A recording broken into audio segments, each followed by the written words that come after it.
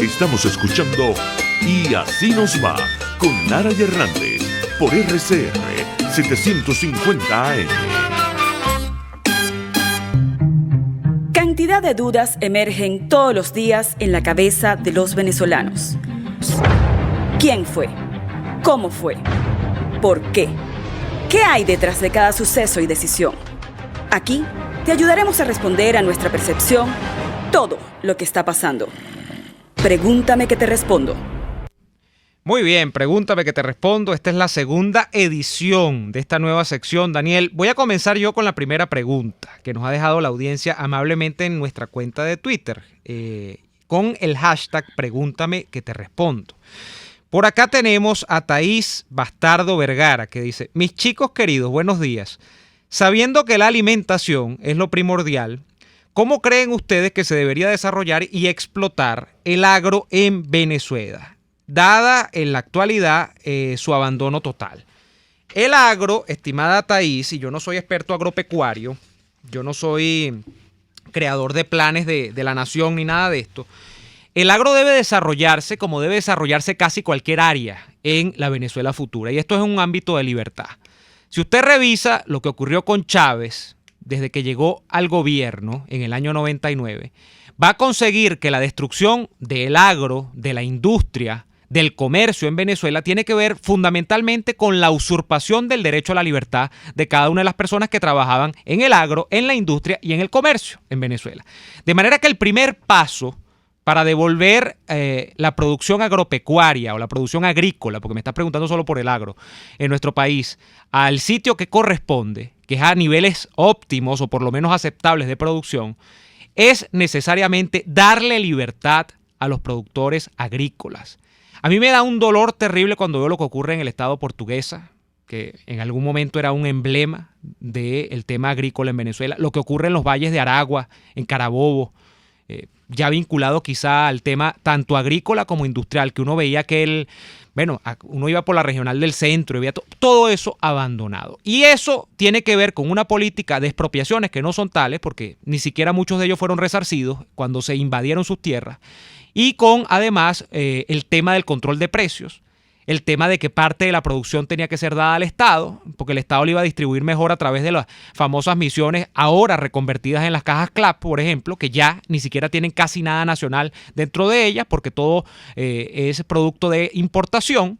Entonces, allí la clave es la libertad. Si usted no le da libertad a alguien para que cree, y esto es en la agricultura, en la ganadería, en el comercio, en la industria, cualquier rama de la creación humana, esa persona no va a crear. Obligado nadie produce. Vaya a ver lo que ocurrió en Europa del Este y en la ex Unión de Repúblicas Socialistas Soviéticas con esto, para que tenga un ejemplo. Lo que ocurrió en Cuba con la caña de azúcar. Se nos acabó el tiempo. Vamos a la segunda, Dani. La segunda pregunta nos la hace Iraida Velázquez.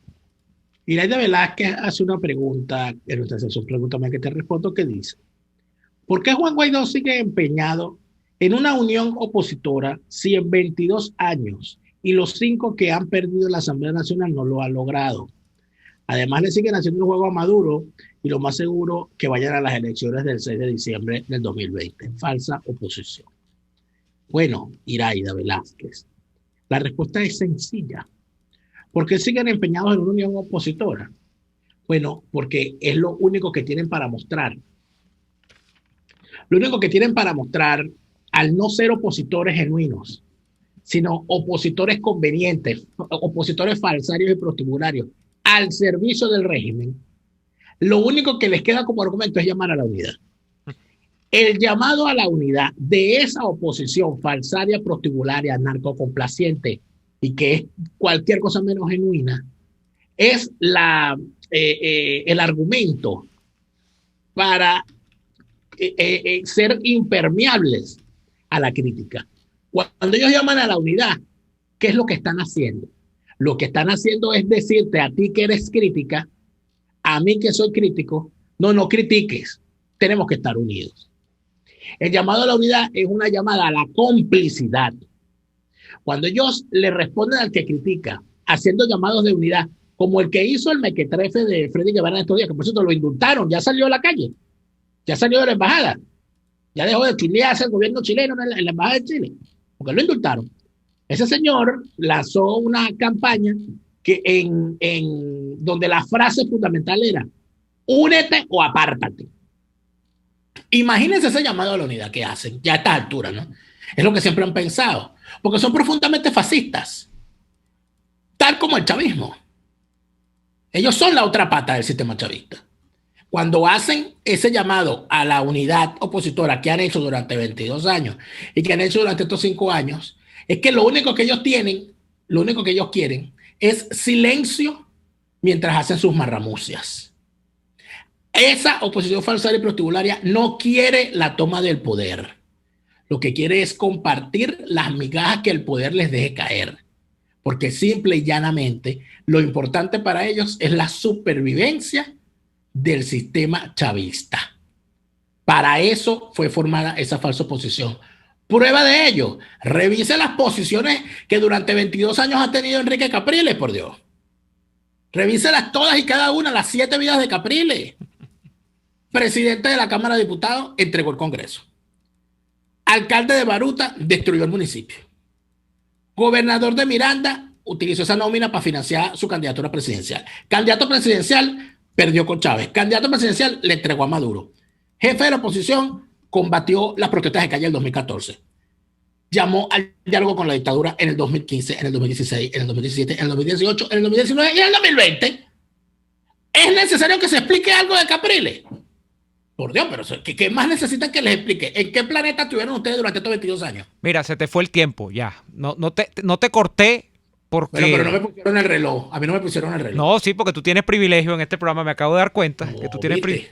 que no te pusieron el cronómetro, la cuenta cero. Pero usted tenía que mandarme a callar, doctor. bueno, mira, vamos a volver sobre este tema Capriles y qué se sabe. ¿Qué se sabe y qué viene? ¿Y por qué no leemos los comentarios de la gente mejor? Claro, también, pero fíjate, vamos a aprovechar estos 2-3 minutos que quedan del segmento, luego vamos con los comentarios en la parte final. Pero, ¿qué se sabe del tema Turquía? El canciller de Turquía, Mevlut Cavusoglu, ya oficializó el proceso, como ellos llaman, de negociación que Nicolás Maduro o sus intermediarios y por la parte de lo que ellos califican como la oposición, en la persona de Stalin González y Enrique Capriles, han establecido para crear unas condiciones para un proceso electoral que, bueno, que es este mismo, que está convocado de diciembre, pues.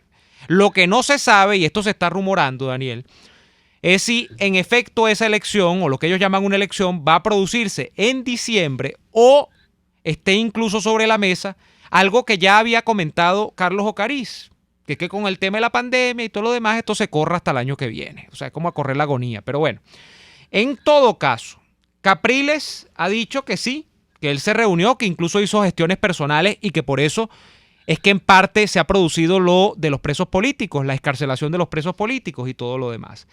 Hay mucha gente que se quedaría, Daniel, y yo he visto parte de la oposición en esta posición, con que, bueno, Capriles traicionó a Guaidó, Capriles apuñaleó por la espalda a la unidad y que bueno, que entonces está la guerra ahora de que cuando a Capriles le tocó liderizar a la oposición, sí era buena la unidad y esto. Aquí hay un tema más dramático y que puede irse a peor, a complejizarse, que es lo que ha comentado Jorge Arriaza después de todo este conocimiento público que se ha hecho de la gestión de los turcos, de Capriles, de Stalin González y del chavismo.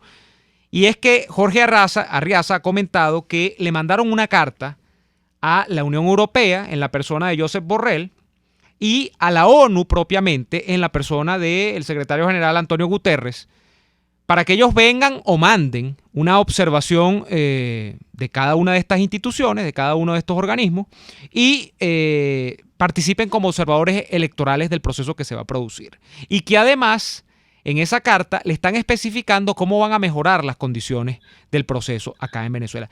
Daniel, en dos platos, hay una alta apuesta, no solo nacional, sino ahora internacional, para hacer creer que la única vía posible es que la oposición o una parte sustantiva de ella, ahora capitaneada no por la mesita, ahora capitaneada no por Juan Guaidó, obviamente no por María Corina Machado, sino por Enrique Capriles y compañía, tenga...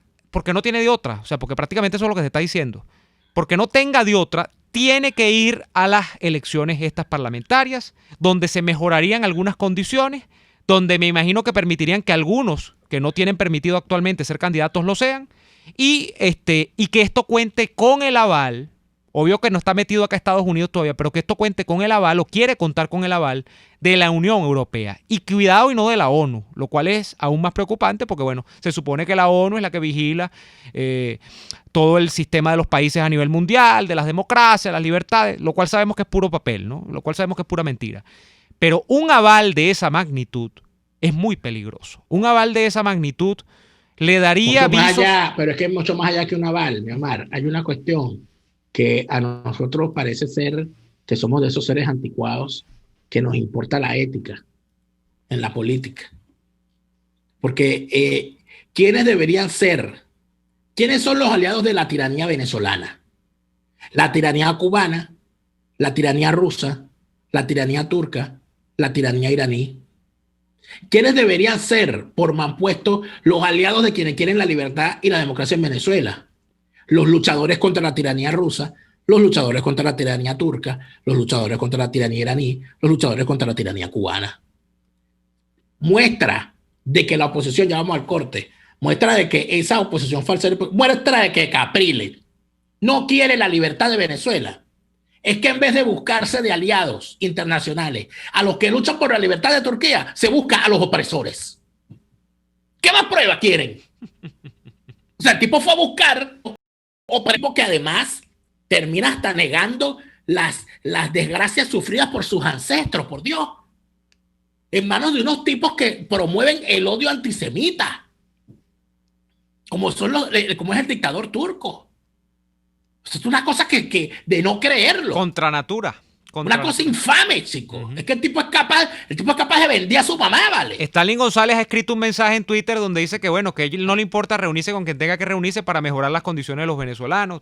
No, nosotros lo sabemos, Stalin. Nosotros estamos perfectamente claros de que tú cuando naciste y la comunista de tu mamá y el comunista de tu papá te pusieron Stalin era porque tenían un fin contigo. Mira, y lo están logrando. Mira, vamos a ir Vamos a ir al corte comercial y venimos con la conclusión del programa del día de hoy. Ya venimos. Escuchamos Y Así Nos Va con Lara y Hernández, porque la realidad no se tapa con un dedo. Solo por RCR 750 AM. Sintonía.